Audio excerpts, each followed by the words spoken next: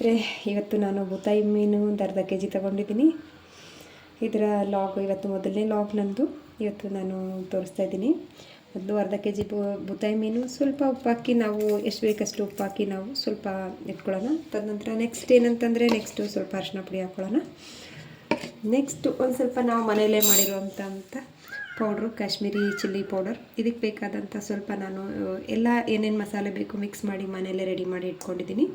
ಒಂದು ಅರ್ಧ ಚಮಚ ಅಷ್ಟು ಹಾಕ್ಕೊಳ್ಳೋಣ ಇದನ್ನು. ತದನಂತರ ನಾವು ಮೆಂತ್ಯ ಮತ್ತು ಜೀರಿಗೆ ಮತ್ತು ಒಂದು 2 ಕಾಳು ಮೆಣಸನ್ನು ಹಾಕಿ ನಾವು ಇದನ್ನು ಕೂಡ ಸ್ವಲ್ಪ ಹಾಕ್ಕೊಳ್ಳೋಣ, ಮಿಕ್ಸ್ ಮಾಡ್ಕೊಳ್ಳೋಣ. ಸ್ವಲ್ಪ ಬೇಕು ಅಂದರೆ ಧನಿಯಾ ಪುಡಿ, ಇಲ್ಲಾಂದರೆ ನೀವು ಸ್ಕಿಪ್ ಮಾಡ್ಕೋಬೋದು. ನಾವು ಸ್ವಲ್ಪ ಟೇಸ್ಟಿಗೋಸ್ಕರ ಧನಿಯಾ ಪುಡಿನ ಹಾಕ್ಕೊಳ್ತಾ ಇದ್ದೀನಿ. ಇದಿಷ್ಟು ಕೂಡ ಚೆನ್ನಾಗಿ ನಾವು ತುಂಬ ಚೆನ್ನಾಗಿ ಸ್ವಲ್ಪ ಹುಣಸೆಹಣ್ಣು ರಸದಲ್ಲಿ ಕಲಸಿ ಇಟ್ಕೊಳ್ಳೋಣ. ಇದು ಒಂದು ಹುಣಸೆಹಣ್ಣದು ರಸ, ಒಂದು ಸ್ವಲ್ಪ ನೀರಿನಿಂದ ನಾವು ಇದನ್ನು ಚೆನ್ನಾಗಿ ಮಿಕ್ಸ್ ಆಗೋಕ್ಕೆ ಒಂದು 5 ನಿಮಿಷ ಟೈಮ್ ಬಿಡೋಣ. ಇದನ್ನು ನೋಡ್ಕೊಳ್ಳಿ, ತುಂಬ ಚೆನ್ನಾಗಿ ಇದನ್ನು ಮಿಕ್ಸ್ ಮಾಡ್ಕೊಬೇಕು. ತುಂಬ ಅಂದರೆ ನೀಟಾಗೆಲ್ಲ ಮಿಕ್ಸ್ ಆಗೋ ಥರ ಲೇಯರಲ್ಲೆಲ್ಲ ಚೆನ್ನಾಗಿ ಮಸಾಲೆ ಹೋಗುತ್ತೆ. ಇದೊಂದು 5 ನಿಮಿಷ ಹಿಂಗೆ ಬಿಟ್ಕೊಳ್ಳೋಣ. ಅಷ್ಟರಲ್ಲಿ ನಾವೇನು ಮಾಡ್ಕೊಳ್ಳೋಣ, 5 ನಿಮಿಷ ನೆನೆಯೋಷ್ಟೊತ್ತಲ್ಲಿ ನಾವು ನೆಕ್ಸ್ಟು ಫ್ರೈ ಮಾಡ್ಕೊಳ್ಳೋಣ. ಆನಿಯನ್, ಈರುಳ್ಳಿ ಮತ್ತು ಹಸಿಮೆಣ್ಸಿನ್ಕಾಯಿ, 1-2 ಒಣಮೆಣ್ಸಿನ್ಕಾಯಿ, ಟೊಮ್ಯಾಟೊ. ನಾನು ಒಂದು ಹುಣಸೆಹಣ್ಣು ನೀರು ಹಾಕೋದ್ರಿಂದ ಫಾರಮ್ ಟೊಮ್ಯಾಟೋನ ಯೂಸ್ ಮಾಡ್ತಾಯಿದ್ದೀನಿ, ಮತ್ತು ಕರಿಬೇವು. ಇಷ್ಟೇ. ಇದಿಷ್ಟಾದಮೇಲೆ ನಾವು ನೆಕ್ಸ್ಟು ಒಂದು ಇಡಿಯಷ್ಟು ಬೆಳ್ಳುಳ್ಳಿ, ಒಂದು ಚೂರ್ಣ ಶುಂಠಿಯನ್ನು ತಗೊಂಡು ಚೆನ್ನಾಗಿ ಕುಟ್ಟಿ ನಾವು ಅದನ್ನು ಇಟ್ಕೊಳ್ಳೋಣ ಸ್ನೇಹಿತರೆ. ಇವಾಗ ನಾನು ಸ್ಟವ್ ಹೊಂದಿಸ್ಕೊತಾ ಇದ್ದೀನಿ, ಬಾಣಲೆ ಇಟ್ಕೊಂಡಿದ್ದೀನಿ. ಬಾಣಲೆ ಬಿಸಿ ಆಗ್ತಾ ಇದ್ದಂಗೆ ನಾನು ಇವಾಗ ಎಣ್ಣೆನ ಹಾಕ್ಕೊಳ್ತಾ ಇದ್ದೀನಿ. 2 ಚಮಚ ಅಷ್ಟು ಎಣ್ಣೆ ಹಾಕ್ಕೊಂಡಿದ್ದೀನಿ. ಎಣ್ಣೆ ಕಾಯ್ತಾ ಇದ್ದಂಗೆ ನಾನು ಸಾಸಿವೆನ ಮಿಕ್ಸ್ ಮಾಡ್ಕೊಂಡು ಹಾಕ್ಕೊಳ್ತಾ ಇದ್ದೀನಿ. ಸಾಸಿವೆ ಸ್ವಲ್ಪ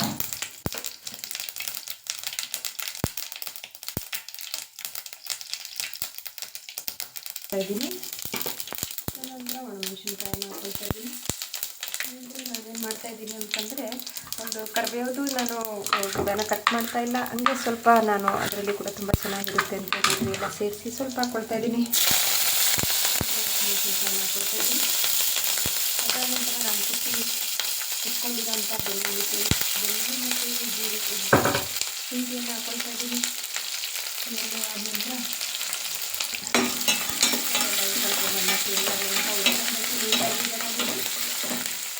ತುಂಬ ಚೆನ್ನಾಗಿ ಇಟ್ಕೊಂಡು ಈರುಳ್ಳಿನ ಹಾಕ್ಕೊಳ್ಬೇಕಾಗುತ್ತೆ. ಈರುಳ್ಳಿ ವಾಸನೆ ಹೋಗೋವರೆಗೂ ಚೆನ್ನಾಗಿ ಇಟ್ಕೊಳ್ಬೇಕು.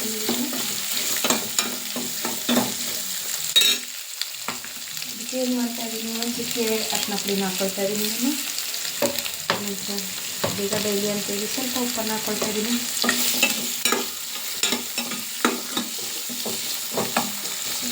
ಚೆನ್ನಾಗಿ ಅದು ವಾಸನೆ ಹೋಗೋವರೆಗೂ 2 ನಿಮಿಷ ನಾವು ಮುಚ್ಚಿಟ್ಕೊಳ್ಳೋಣ. ಬೇಗ ರೋಸ್ಟ್ ಆಗುತ್ತೆ, ಗ್ಯಾಸ್ ಕೂಡ ಉಳಿತಾಯ ಆಗುತ್ತೆ ಅಂತೇಳಿ 2 ನಿಮಿಷ ಮುಚ್ಚಿಟ್ಕೊಂಡಿದ್ದೀನಿ. ಏನಂತಂದರೆ ಸ್ವಲ್ಪ ಬಣ್ಣ ಚೇಂಜ್ ಆಗಿದೆ ನೋಡಿ. ಬಣ್ಣ ಚೇಂಜ್ ಆಗೋ ಟೈಮಲ್ಲಿ ನಾವು 2 ಟೊಮಾಟೋನ ಕಟ್ ಮಾಡ್ಕೊಂಡಿದ್ದೀನಿ. ನಿಮ್ಗೆ ಎಷ್ಟು ಬೇಕು ಅಷ್ಟು ಕಟ್ ಮಾಡ್ಕೊಳ್ಬೋದು. ನಾನು 2 ಟೊಮಾಟೊ ಫಾರಮ್ ಟೊಮಾಟೋನ ಹಾಕ್ತಾಯಿದ್ದೀನಿ. ಯಾಕಂದರೆ ಮೀನಿಗೆ ಬಂದು ನಾವು ಹುಣಸೆ ಹಣ್ಣು ಸೇರಿಸೋದ್ರಿಂದ 2 ಫಾರಮ್ ಟೊಮಾಟೋನ ನಾನು ಕಟ್ ಮಾಡಿ ಇಟ್ಕೊಂಡಿದ್ದೆ. ಈಗ ನಾವು ಮೀನಿಗೆ ಆಲ್ರೆಡಿ ಸ್ವಲ್ಪ ಮಸಾಲೆ ಸೇರಿಸಿರೋದ್ರಿಂದ ನಾವು ಇವಾಗ ಒಂಚೂರು ಧನಿಯಾ ಪುಡಿನ ಹಾಕ್ಕೊಳ್ತಾ ಇದ್ದೀನಿ. ಇದರಲ್ಲಿ ಒಂದು ಸ್ವಲ್ಪ ನಾವು ಮನೆಯಲ್ಲೇ ಮಾಡ್ಕೊಂಡಿರೋಂಥ ಖಾರದ ಪುಡಿ, ಅದಕ್ಕೆ ಮೀನಿಗೋಸ್ಕರ ಸಪ್ರೇಟಾಗಿ ಮಸಾಲೆಗಳನ್ನು ನಾವು ರೆಡಿ ಮಾಡಿ ಇಟ್ಕೊಂಡಿದ್ದೀನಿ. ಸ್ವಲ್ಪ ಮೆಂತ್ಯ ಮತ್ತು ಜೀರಿಗೆ ಪುಡಿನ ಮಿಕ್ಸ್ ಮಾಡಿ ಇಟ್ಕೊಂಡಿದ್ದೀನಿ. ಇದೊಂಚೂರು ಅರ್ಧ ಚಮಚ ಹಾಕ್ಕೊಳ್ತಾ ಇದ್ದೀನಿ. ಇಲ್ಲ ಅರ್ಧ ಚಮಚ ಹಾಕ್ಕೊಂಡ್ರೆ ಸಾಕು ಸ್ನೇಹಿತರೆ. ಇದೆಲ್ಲ ಚೆನ್ನಾಗಿ ಬೇಯೋಗಂಟ ಬಿಟ್ಕೊಳ್ಳೋಣ. 1-2-3 ನಿಮಿಷ ನಾವು ಇದನ್ನು ಟೋಟಲಿ ಬೂತಾಯಿ ಮೀನನ್ನು ಮಾಡಬೇಕಾದ್ರೆ 10 ನಿಮಿಷ ಸಾಕು. ಈಗ 10 ನಿಮಿಷದಲ್ಲಿ ಎಲ್ಲ ಸಾಂಬಾರು ತುಂಬ ಟೇಸ್ಟಿಯಾದಂಥ ಸಾಂಬಾರು ಬರುತ್ತೆ. ಮಸಾಲೆ ಕೂಡ ತುಂಬ ಕಡಿಮೆ ಇರುತ್ತೆ. ನಾನು ಓಪನ್ ಮಾಡ್ತಾಯಿದ್ದೀನಿ. ಸ್ನೇಹಿತರೆ, ತುಂಬ ಚೆನ್ನಾಗಿ ಇದು ಬಂದಿದೆ.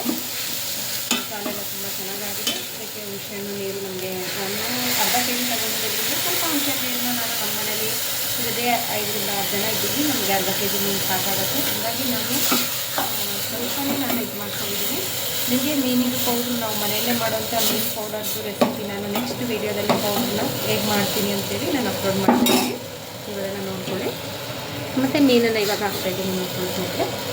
ನಮಗೆ ಎಷ್ಟು ಬೇಕೋ ಅಷ್ಟು ನೀರು ಮಾಡ್ಕೊಳ್ಬೋದು. ನಮ್ಮನೆ ಕಡಿಮೆ ಜನ ಇರೋದ್ರಿಂದ ನಾನು ಕಡಿಮೆನೇ ಮಾಡ್ಕೊಳ್ತಾ ಇದ್ದೀನಿ. ಯಾಕಂದರೆ ಮನೆಯಲ್ಲಿ ಒಂದು 2 ತಿಂತೀವಿ ನಾವು ಮೀನು. ಬೇರೆ ಎಲ್ಲರೂ ಕೂಡ ತಿನ್ನಲ್ಲ ಮೀನು. ಹಾಗಾಗಿ ನಾನು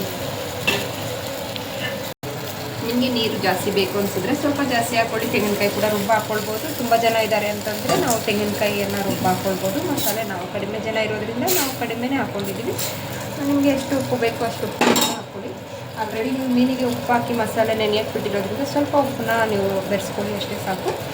ನಾನು ಸ್ವಲ್ಪನೇ ಎಷ್ಟು ಬೇಕೋ ಅಷ್ಟು ಮಾತ್ರ ನಾನು ಮಾಡ್ಕೊಂಡಿದ್ದೀನಿ ಸ್ನೇಹಿತರೆ. ನಿಮಗೆ ಯಾವ ಥರ ನಿಮಗೆ ಪೌಡ್ರೆಲ್ಲ ಮಾಡಬೇಕು ಅನ್ನೋದು, ನಮ್ಮದು ಓನ್ ಮಸಾಲೆ ಮಾಡಬೇಕು ಅನ್ನೋದಾದರೆ ನೀವು ನಮಗೆ ಇದು ಮಾಡ್ಕೊಳ್ಳಿ ಅಷ್ಟೇ. ಕೇಳಿ, ನಾವು ಕಮೆಂಟ್ ಮಾಡಿ, ನಾನು ಮೆಸೇಜ್ ಮಾಡ್ತೀನಿ ನಿಮಗೆ. ಅಥವಾ ಮೀನಿನ ಪೌಡ್ರ್ ಬೇಕು ಅಂದರೂ ಕೂಡ ನಾವು ಕಳಿಸ್ಕೊಡ್ತೀವಿ. ನಾವೇ ಮನೆಯಲ್ಲಿ ತಯಾರಿಸ್ತಾ ಇದ್ದೀವಿ. ಮತ್ತು ಕರಿಬೇವು ಸ್ವಲ್ಪ ಒಂದಲ್ಲೇ ಇಟ್ಕೊಂಡಿರ್ತೀನಿ ನಾನು ಮೇಲೆ, ಯಾಕಂದರೆ ತುಂಬ ಫ್ಲೇವರ್ ಚೆನ್ನಾಗಿರುತ್ತೆ. ಅದಕ್ಕೋಸ್ಕರ ನಮ್ಮ ಮನೇಲಿ ಕೊತ್ತಂಬರಿ ಇರಲಿಲ್ಲ, ಹಾಗಾಗಿ ನಾನು ಕರಿಬೇವನ್ನ ಇಟ್ಕೊಂಡಿದ್ದೀನಿ. ಕೊತ್ತಂಬರಿ ಖಾಲಿಯಾಗಿತ್ತು ಸ್ನೇಹಿತರೆ. ತುಂಬ ಚೆನ್ನಾಗಿ ಬರುತ್ತೆ ಫ್ಲೇವರು, ಮತ್ತು ಟೇಸ್ಟ್ ಕೂಡ ಚೆನ್ನಾಗಿರುತ್ತೆ. ಕಣ್ಣಿಗೆ ಕೂಡ ಒಳ್ಳೆಯದು, ನಮ್ಮ ಕೂದಲಿಗೆ ಕೂಡ ಒಳ್ಳೆಯದು ಕರಿಬೇವು. ಹಾಗಾಗಿ ನಾನು ಕರಿಬೇವನ್ನ ತುಂಬ ಸಾಂಬಾರಿಗೆ ಜಾಸ್ತಿ ಬಳಸ್ತೀನಿ ಸ್ನೇಹಿತರೆ. ಇವಾಗ ನೋಡಿ ಮೀನು ತುಂಬ ಚೆನ್ನಾಗಿ ಬೆಂದಿದೆ, ನೋಡಿದ್ರಲ್ಲ. 5 ನಿಮಿಷದಲ್ಲಿ 5ರಿಂದ 10 ನಿಮಿಷ ಸಾಕು. ಅರ್ಧ kg ಮೀನಿದ್ರೆ ಹೊಟ್ಟೆ ತುಂಬ ಊಟ ಮಾಡ್ಬೋದು. ಮಕ್ಕಳೆಲ್ಲ ತುಂಬ ಚೆನ್ನಾಗಿ ಊಟ ಮಾಡ್ತಾರೆ. ತುಂಬಾ ಚೆನ್ನಾಗಿ ಬಂದಿದೆ ಸ್ನೇಹಿತರೆ, ನೋಡ್ಕೊಳ್ಳಿ. ಎಲ್ಲ ರೆಸಿಪಿನೂ ನಾನು ನನ್ನ ಬಾಕ್ಸಲ್ಲಿ ಹಾಕಿರ್ತೀನಿ, ನೀವು ನೋಡ್ಕೊಳ್ಳಿ. ಏನೆಲ್ಲ ಮಸಾಲೆ ಎಲ್ಲ ನಾನು ಯೂಸ್ ಮಾಡಿದ್ದೀನಿ ಅಂತ ವಿಡಿಯೋದಲ್ಲಿ ಕೂಡ ಹೇಳಿದ್ದೀನಿ ಸ್ನೇಹಿತರೆ. ಆಗಿದೆ ಇವಾಗ.